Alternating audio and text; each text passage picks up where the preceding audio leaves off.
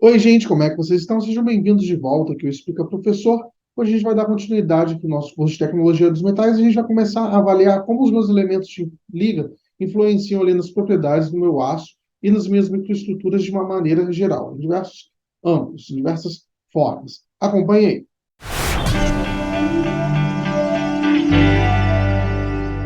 Bom, a nossa aula de hoje a gente vai avaliar quem são os elementos de ligas estabilizadores da austenita e da ferrita. E antes de qualquer coisa, eu gostaria de pedir para você aqui que já acompanha o canal, para deixar o curtir nesse vídeo, deixe um comentário aí, que eu gosto bastante de ver o comentário de vocês. Caso você tenha chegado aqui agora, se inscreva no canal, ative o sininho, também deixe o like, deixe um comentário sobre o que você está achando aqui dessa videoaula e também das outras videoaulas desse canal. Vamos começar aqui a nossa aula de fato de hoje, que a gente vai entender o que são os elementos estabilizadores da austenita e da ferrita. Antes disso, fazendo uma breve introdução nessa parte aqui da matéria, os meus elementos de liga, quando eles estão adicionados ali no meu material, eles alteram como que o meu material ele vai formar as possíveis fases presentes e ele também vai alterar ali a propriedade dessas fases presentes. Então, nessa aula e nas próximas aulas, a gente está fazendo uma introdução para a gente entender melhor como que funciona essa dinâmica. Então, vamos começar a nossa aula aqui, de fato, falando aqui dos elementos estabilizadores, né? Quando a gente está falando aqui de liga de aço, que são o nosso principal objetivo, o nosso principal foco aqui em termos de materiais de análise, os meus elementos de liga aqui, eles podem ser classificados em dois tipos, de acordo com o meu diagrama de equilíbrio. A gente vai dizer que a gente tem os estabilizadores da austenita, que vão ser aqui o meu tipo A, e eu tenho os estabilizadores da ferrita, que vão ser os tipo B. A gente já vai entender o que são isso, né? Quando eu estou falando aqui que o meu elemento ele é estabilizador da austenita, eu estou querendo dizer que ele vai tender a aumentar a faixa de temperatura no qual a austenita é estável. Quando a gente está vendo o diagrama ferro-carbono, a gente vê ali que a austenita ela existe no meu diagrama entre uma faixa de composição específica e uma faixa de temperatura específica. Então, o que o meu estabilizador da austenita faz? Ele tende a aumentar o campo no qual essa austenita ela vai ser estável, ou seja, eu posso, dependendo do meu tipo de elemento, garantir que eu vou ter uma fase austenita em temperatura ambiente. Né? Então, daí, por exemplo, eu consigo obter um aço inoxidável austenítico. Por que eu consigo obter a austenita ali em temperatura ambiente? Porque eu adicionei elementos que estabilizaram a austenita a ponto de que, mesmo em temperatura ambiente, ela esteja ali presente. Eu ainda posso aqui dividir os meus tipos de elementos em os meus diagramas que eu vou formar em o tipo A1, que é o tipo aberto, que é esse exemplo aqui, ó. A gente pode ver que ele está, a gente já vai ver as características específicas dele, mas a gente está vendo que ele está de um canto ao outro do meu diagrama. O meu tipo A2, que é o expandido, o tipo A2, um exemplo aqui que a gente já está vendo é o diagrama ferro-carbono, que é um caso clássico desse tipo de diagrama. Eu tenho aqui o meu campo B1, falando aqui agora já dos estabilizadores da ferrita, que é o fechado.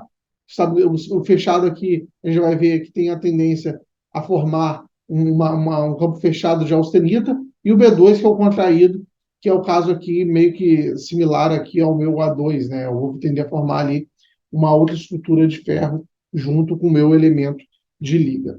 Bom, vamos falar especificamente agora do tipo A1, que é o meu campo austenítico aberto. O meu campo austenítico aberto aqui, eu vou ter o aumento da faixa de temperatura para a austenita estável, ou seja, a gente está vendo aqui no diagrama, a minha fase onde eu vou ter a austenita, ela vai ser um campo muito maior, porque ele está um campo ali expandido, aberto. Isso vai acontecer pela diminuição da temperatura de transformação gama-alfa, ou seja, no diagrama ferro-carbono ali, onde a minha temperatura de transformação é gama para alfa, ela ficava ali na faixa da temperatura eutetóide para ter aquela transformação para algumas composições. Aí, quando eu adiciono um elemento de liga, o qual ele tem esse comportamento aqui do tipo A1, ele vai diminuir essa transformação. Então, por exemplo, aqui, indo para a temperatura ambiente, eu ainda não tive, para alguma porcentagem de elemento de liga, a transformação aqui para a fase estável alfa. Eu não vou ter o meu elemento alfa estável. E também eu vou ter aqui o aumento da temperatura gama delta, né, que é a parte da região superior ali do meu diagrama. O que acontece com isso? O meu campo gama, de uma maneira geral, ele está crescendo.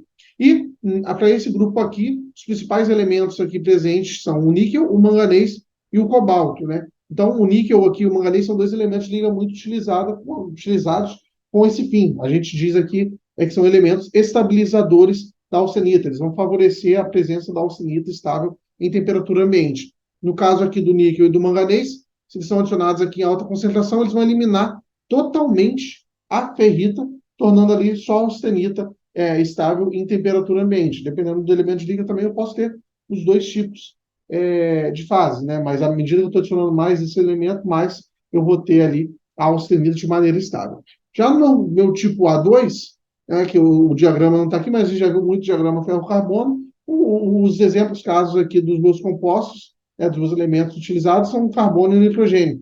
Ambos eles vão formar esse tipo ali expandido. Então, qual é o exemplo de diagrama? O diagrama ferro-carbono é um exemplo de tipo A2, né? Ele vai ter a formação ali de um composto de ferro. O que seria esse composto de ferro? No caso, seria o Fe3C, por exemplo, aí no caso do diagrama ferro-carbono. E quando a gente pega e vai aqui para o caso dos meus tipos B, que são os meus estabilizadores da ferrita, primeiramente aqui o meu B1, que é o austenítico fechado, eu tenho aqui que muitos elementos eles vão restringir a formação da austenita, favorecendo a expansão do campo ferrítico. No diagrama ferro-carbono, a gente vê que a fase ali onde eu tenho só a ferrita, né, de uma maneira ali, só ela, não ferrita, mas FFC, é um campo muito pequeno.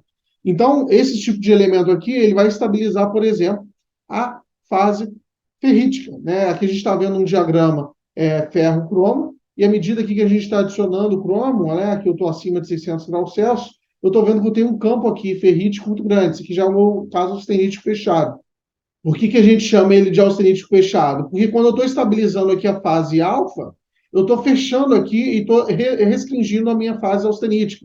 Então, nesse caso aqui do austenítico fechado, eu vou formar o que a gente chama aqui de anel de austenita, né? Que eu vou ter aqui, por exemplo, o meu campo austenítico bem pequeno, e eu vou ter um anel em volta dele, onde eu vou ter, circundando o meu campo austenítico, uma fase ferrítica praticamente estável, né? Então, nesse caso aqui, o meu campo austenítico, ele vai ser apresentado ali totalmente circundado pela minha região ferrítica. Quais são os elementos aqui que costumam ter esse tipo de característica? O silício, o alumínio, o berílio, o fósforo, e também aqui a gente tem os outros elementos, que são os formadores de carbonetos, que são o titânio, o vanádio, molibdênio e cromo, né? Esses elementos aqui são o silício, por exemplo, é um elemento que a gente tende até a utilizar ele meio que como um fundente, em ferro fundido e tudo mais, mas esses outros elementos aqui são elementos muito utilizados em engenharia, principalmente ali para a formação de carbonetos, e também aqui no caso do cromo e o molibdênio para a produção de aços de alta resistência, e também, no caso do cromo, né, o aços inoxidáveis.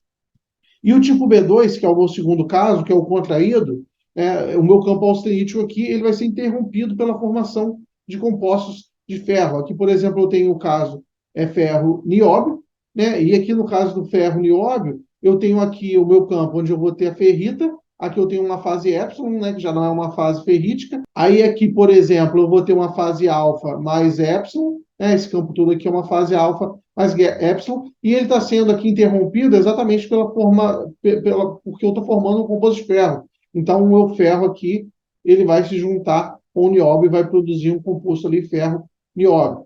Aqui, eu tenho, por exemplo, o boro, o enxofre, o tântalo, o zircônio e o nióbio como os principais elementos que são aqui desse grupo, né? Nessa segunda parte aqui, a gente vai começar já a falar um pouquinho disso, né? Aqui nesse meu primeiro gráfico, a gente tem aqui a tendência relativa dos elementos de liga em termos de entalpia para a formação de ferrita e da austenita. Então, os meus elementos que eu estou falando ali, que eles são estabilizadores da austenita, são quem? Principalmente o manganês e o nióbio. A gente tem o nitrogênio e o carbono. Nesse caso aqui, eu tenho o meu A2, e nesse caso aqui eu tenho o A1, né? Esses dois aqui, eles têm uma entalpia menor, mas eles também tendem ali a ser estabilizadores da austenita. E já no caso da minha ferrita, eu tenho aqui os elementos que são os estabilizadores da ferrita: titânio, estânio, fósforo, vanádio, nióbio, tungstênio, molibdênio, alumínio, né? Todos eles entram no mesmo grupo, apesar de a gente ter dividido ali entre A1 e A2, B1 e B2. E quais são os efeitos desse elemento quando a gente está falando aqui no diagrama ferro-carbono de uma maneira geral, né? A gente está falando do estabilizador da ferrita e austenita, e o principal caso que a gente usa é na aplicação de aços. Então, por exemplo, o níquel, manganês, cobre, cobalto, que são aqui os meus estabilizadores da austenita, né? Níquel, manganês, cobre, né? O cobalto, ele não está aqui nesse diagrama, mas ele também pode entrar aqui nesse caso. Quais são os efeitos dele? Eles vão aqui abaixar o meu ponto A3. Quem é o meu ponto A3? Meu ponto A3 é exatamente aqui essa linha de transformação. Então, o que, que ele vai fazer aqui, esse tipo de elemento de liga? É como se eu estivesse abaixando essa linha aqui. E nesse sentido, se eles estão aumentando aqui o meu ponto A4, quem é o meu ponto A4? É esse aqui. Se eu estou aqui abaixando esse ponto, né, esse ponto A3 aqui, do meu ponto, da minha transformação eutetoide, e estou aumentando aqui o meu campo gama, o que, que eu estou fazendo? Na verdade, eu estou aumentando aqui quem é o meu campo gama de uma maneira geral. Então, por isso eu chamo esses elementos aqui de gama gênicos. Eles tendem ali a estabilizar a fase austenita, né? Como a gente já tinha visto anteriormente. Né? Isso aqui é só para ter uma visão um pouquinho mais de diagrama do que acontece quando eu estou adicionando esses elementos. Quando eu pego agora e adiciono, por exemplo, os estabilizadores da ferrita, são cromo, molibdênio, tungstênio, vanádio, alumínio e silício, eles vão aqui elevar o meu ponto A3. Então, o que significa isso? Significa aqui que ele vai ter uma tendência aqui de aumentar aqui, elevar esse campo A3 e abaixar o A4, ou seja, abaixar esse ponto aqui. Então, o que está acontecendo aqui? O meu campo austenítico, que antes ele era desse tamanho, ele está tendendo aqui a ser reduzido, né? Não necessariamente ele vai ser assim proporcional e bonitinho, mas ele tende a reduzir ali o campo da austenita e vai, por conseguinte, aumentar o campo da ferrita. Então, se eu estou aumentando aqui o campo da ferrita, eu falo que ele é alfa-gênico, são elementos alfa-gênicos. Então, aqui, ó, um estabiliza a austenita e o outro vai estabilizar a ferrita, né, a minha fase alfa.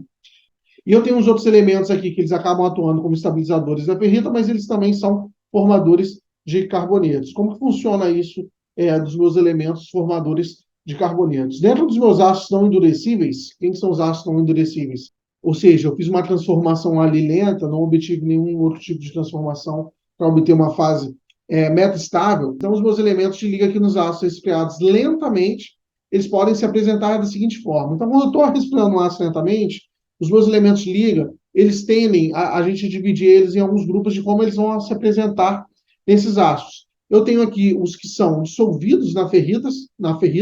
Então, alguns elementos de liga, a gente vai ver que ele vai ter uma facilidade de se dissolver na ferrita, ou seja, ele vai formar uma solução sólida ali na ferrita. Então, proporção dissolvido na ferrita. Então, o níquel, o silício, o alumínio, eles são elementos que eles tendem a não formar carbonetos, eles tendem a se dissolver na ferrita de uma maneira muito fácil. Aqui, da mesma maneira, eu tenho também o cobre. Né? A gente vai ver aqui, por exemplo, que eu tenho outros elementos que eles também têm uma grande facilidade de dissolver na ferrita, como, por exemplo, aqui o manganês, o cromo e o tungstênio, porém eles têm também ali uma tendência de formação de carboneto. Então, não é somente um ou outro. O meu elemento ele não tem necessariamente de ter um só comportamento. Alguns elementos eles vão poder ter uma proporção ali dissolvida na ferrita e outra parte ali eles vão poder formar carboneto. Então, o meu mesmo elemento de liga ele vai poder se apresentar ali sob diversas formas no aço. Né? Um exemplo aqui também é o nióbio, que ele tem ali uma capacidade de dissolver, mesmo que de forma pequena, na ferrita, mas ele também ali ele tem uma tendência muito grande de formar carbonetos, né? Que é a outra forma aqui que a gente tem de apresentação, além de a formação de inclusões não metálicas, que são os óxidos ou sulfetos. Eu tenho os meus compostos intermetários, por exemplo, o caso do Fe3C, né, um composto ali intermetário. E eu tenho alguns casos aqui que eles vão estar no estado elementar, pode ser, por exemplo, o cobre. Então, quando a gente vem aqui para botar essa mesma tabelinha, esse mesmo gráfico aqui de uma forma de tabela, como que é a minha tendência aqui geral de distribuição de elementos de liga nos ácidos recosidos, né? Eu estou aqui na condição exatamente de um respirado lentamente. Então, aqui eu tenho a minha tendência dele ser dissolvido na ferrita, eu tenho uns que têm alta tendência, até aqui, ó, eles têm uma tendência bem grande de ser dissolvido na ferrita, entre o níquel, silício, alumínio, zircônio, cobre, fósforo e o manganês. Eu tenho os casos aqui que eles são intermediários, são cromo, tungstênio, molibdênio. Eu tenho os casos aqui que eles são poucos, né? E essa tabela aqui, ela reforça isso, ela é pouca, é vanádio, titânio e nióbio. Eu tenho aqui os que são combinados na forma de carbonetos, ou seja, eles vão tender ali a formar carbonetos, eles vão favorecer ali a formação de carbonetos, uns mais, outros menos. O caso aqui é o nióbio, que ele tem uma grande facilidade ali de formar carboneto. Então, às vezes, você adiciona um pouquinho de nióbio ali na estrutura, você já tende ali uma alteração na propriedade pela formação de carboneto. Aí eu tenho titânio, vanádio, molibdênio e tungstênio, que eles têm uma tendência intermediária, o manganês e o cromo, que eles têm uma tendência aqui fraca, né? A gente consegue ver aqui nessa tabela. E o níquel, o silício, os outros elementos, eles não formam carbonetos, né? Eles não tendem a formar ali carbonetos. Aí, quando a gente vai olhar aqui agora, na forma de inclusões não metálicas, na forma de inclusões não metálicas, vão formar óxidos, né? Então, ali eu tenho o silício, o alumínio, o zircônia, óxidos de sulfetos também. Aí eu tenho aqui o óxido de cromo, vanádio, titânio, nióbio, conformados ali em diversos tipos de estequiometrias diferentes. Na forma aqui de intermetários, o único que vai formar aqui é o meu N3Al, e no estado elementar, o cobre. Então, né, gente, de maneira geral, é isso. Bom, gente, então é isso, né? Qualquer dúvida, deixe aí nos comentários, será um prazer tirar para vocês, né? Lembre de se inscrever no canal, ativar o sininho, deixar o like, deixe seu comentário sobre o que você achou dessa aula. E se você quer ter acesso a conteúdo exclusivo ou ser um apoiador aqui do canal, a partir de R$ 5 você pode se tornar membro do canal e ajudar o canal aqui a continuar a crescer cada vez mais, né? Além de ter acesso a conteúdo exclusivo. Eu espero vocês numa próxima aula. Um grande abraço e tchau, tchau.